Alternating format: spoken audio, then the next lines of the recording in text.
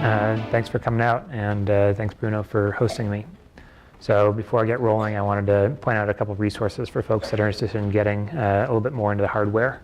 So the first of which is a Factories Tours group that I run, and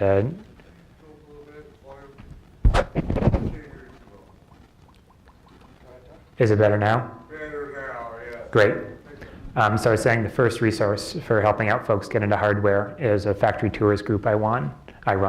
And basically it's an opportunity for folks that are doing design to really understand the manufacturing processes that might go into the creation of the objects they make. So we've done injection molding facilities, machine shops, 3D printing, service bureaus, and if you want to sort of see manufacturing in person, that'd be something you should check out. The second thing is for folks that are makers and want to have a retail opportunity to go and show and sell what they're making. There's an event called Makers at the Mart, Makers Mart at the Mint.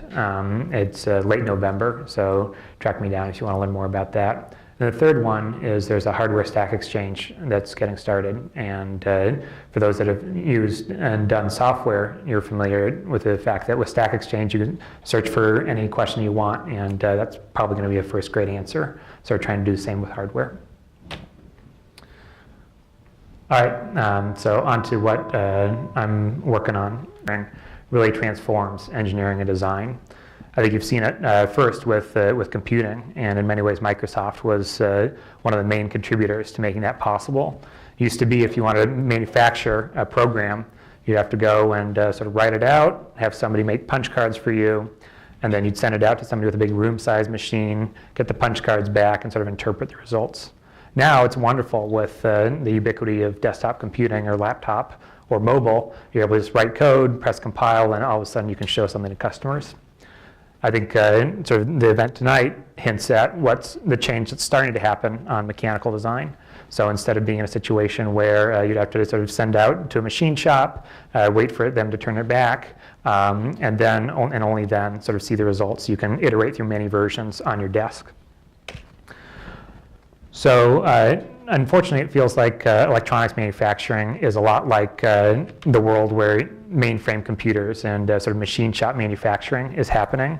You're in a situation where to get from your design to something in the world, you're faced with a situation that's slow, it's cumbersome, and it's expensive. So to just draw out what I mean by saying that, I think it's frustrating for folks coming from a software background these days to get into hardware and really experience the sharp difference in cycle time. So this is Sally Carson. She's doing a connected device company, and she used to be doing user experience in software. And she was lamenting how with software you can iterate through versions many times a day, and in hardware, oftentimes it's weeks or months for the electronic cycle of time. So the second thing I want to point out is with electronics right now is it's just a cumbersome process to go and get a board made. So after you have your design files, you have to export, after you have your design, you export a bunch of files, you send some to the PCB fab house, you make sense of other ones and place orders with suppliers, and you get the components from those suppliers and the board from the board house over to an assembly facility, and then they'll send it back to you. So it's unfortunate that you have to be kind of a logistician in order to be able to just get your board made. The third thing about electronics development right now is it's expensive. So this is a quote that I got from a board that a friend of mine was working on, and you see it's about $1,400 to get just a single board turned. I think the unfortunate thing is that, so using the software analogy again, it's like if you're writing software, instead of just pressing compile, you'd have to wait a week to see the results of it. You have to spend $1,400, and you'd be in a situation where you spend hours of your time just dealing with the logistics of making it happen. So that's what we're trying to fix, and what we have is a desktop electronics manufacturing robot. The model that we've set for ourselves in terms of the interaction for using the robot is desktop printing. And I think the neat thing about desktop printing is you load blank paper, you load toner, and then the thing's all ready to go. So by analogy, with our robot, we're designing it such that you load a blank board, you load components, and it's set up. Continuing with the document printing analogy, I think we want to have a similar software interaction.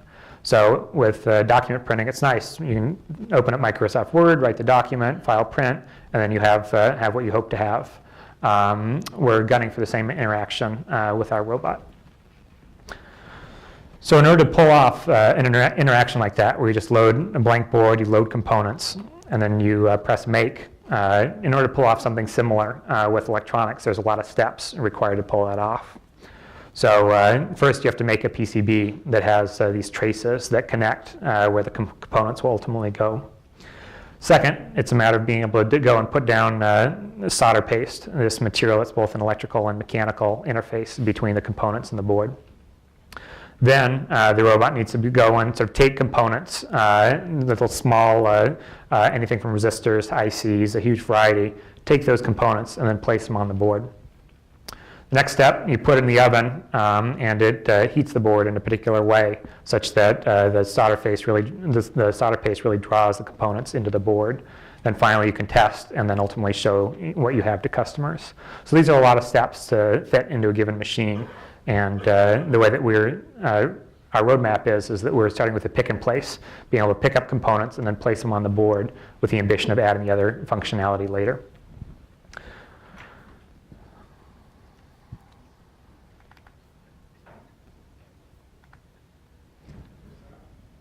Sounds not necessary. So to give you sort of a sense of what the interaction is for doing the pick and place process right now, so continuing with the document printing analogy, you start with loading a tray that has the components that you want, and then you load the board. At this point, you use whatever circuit design software you like, Eagle, Altium, Cadence, whatever, and then you drag and drop the files into the robot software. I think one of the things that makes the setup interaction a lot easier than it might otherwise be is the computer vision. So computer vision is the use of a camera to go and sort of take pictures of the world and have software that will run in the background, being able to sort of help out with that. One of the situations where the computer vision helps out is with being able to figure out where the board is. So remember, initially you put the board into the robot. The nice thing about this is you can put it in arbitrarily. And what the computer vision does is it picks up these points called fiducials on the board, and based on those, it figures out where the whole board is. In addition to locating the board, it also is capable of figuring out where the components are. So it drives over and has a model for what the components look like and is able to figure out where they are based on that. Now that it's all set up, just like the file make interaction in Word, you can press make in our software and off it goes. So the robot will pick up the components that were loaded into it, use a vacuum to suck in the component, make sure that the component was picked up properly, and then place it on the board. So the workflow then is it'll just iterate through this placement process until you have a whole board that you'd be able to go and put in that oven, like I mentioned in the process before, and then you have something you could have customers try out or run through your test routine.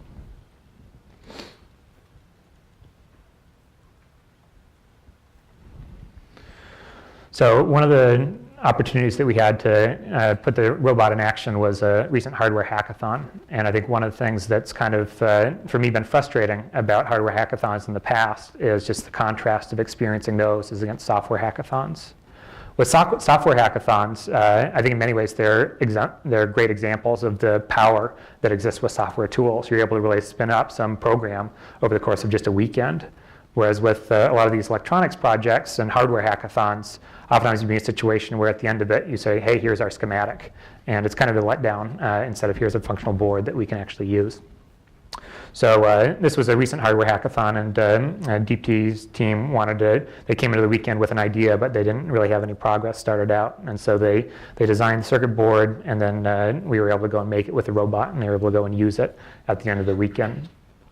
I think DeepT's case is just one of, I think, many opportunities for electronics 3D printing. So I think really anything that has electronics in it is a candidate for electronics 3D printing. So anything from the connected devices to the drones to the wearables, it's really to more traditional industrial applications. It's that whole range.